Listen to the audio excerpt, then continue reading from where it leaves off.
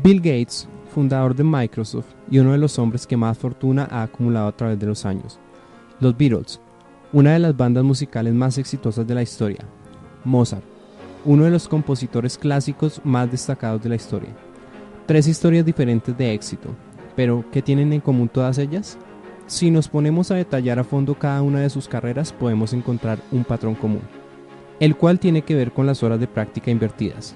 Bill Gates tuvo la oportunidad de empezar a programar cuando apenas estaba cursando tercer grado de secundaria.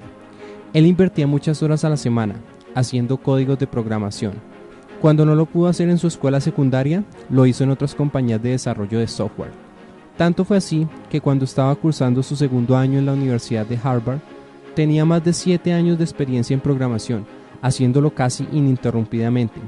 Sus horas de práctica hasta ese momento sumaban más de 10.000 horas. Por su parte, los Beatles, aún siendo una banda muy joven, fueron a Hamburgo, Alemania, a tocar en los clubes. Sus jornadas de ensayo eran extenuantes. Sus presentaciones nocturnas duraban aproximadamente 8 horas, haciéndolo 7 días a la semana. En los 5 viajes realizados a Hamburgo, en un lapso de tiempo de 1 año y medio, habían actuado aproximadamente 270 noches.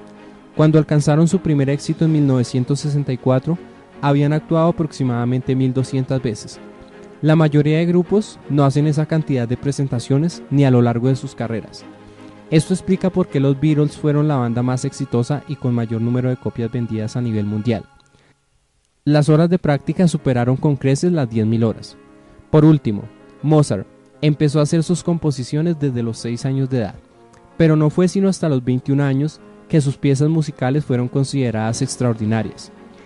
El patrón de las 10.000 horas de práctica es el que emerge no solo en los grandes músicos o programadores como Bill Gates, también aplica para deportistas de élite, jugadores profesionales de ajedrez, grandes matemáticos.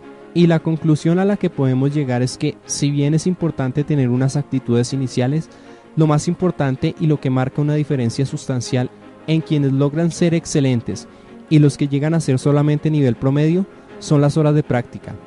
Hicieron un estudio con violinistas, en el cual los dividieron en 3 grupos. Los violinistas definidos como estrella habían invertido más de 10.000 horas de práctica. Los considerados buenos, aproximadamente 8.000. Y aquellos con pocas probabilidades de ser profesionales habían invertido solamente 4.000 horas. Por otra parte, encontraron que no existía aquel supertalento que con 4.000 horas de práctica hubiese llegado al nivel de violinista estrella, ni tampoco alguno que luego de invertir 10.000 horas solamente fuese un violinista promedio. Teniendo en cuenta este patrón, nos podemos dar cuenta de que, en realidad, cuando en la escuela se te dificulta algún tema relacionado con matemáticas, ciencias o filosofía, en realidad lo que esto significa es que las horas de práctica invertidas no son suficientes, ya que solo necesitas un coeficiente intelectual promedio y muchas horas de práctica. Es cierto que algunas personas tienen un coeficiente intelectual más alto, pero si no tienen la constancia ni dedicación, tampoco van a poder conseguir aprobar la clase. Estando en la universidad, me tocó tomar una clase llamada álgebra lineal.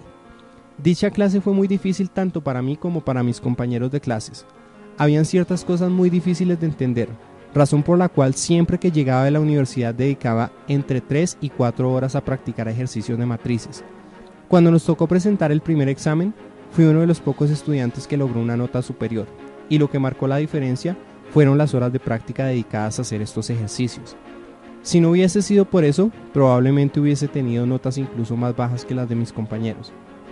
En China los niños tienen mejores calificaciones en matemáticas, ya que tienen un menor tiempo de vacaciones y sus jornadas de clase son más largas, por lo que dedican más horas de estudio, lo que a la larga les brinda más competencias que a los niños que reciben educación en los países occidentales.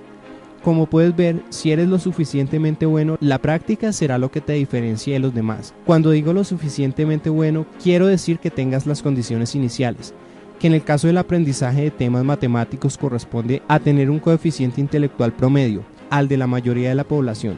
No debes ser un genio. Si realmente tienes la pasión y estás dispuesto a invertir las horas necesarias, llegarás a ser el único en tu profesión. Por otro lado, ser lo suficientemente bueno en el deporte es un poco diferente, y hay que ser un poco más realistas.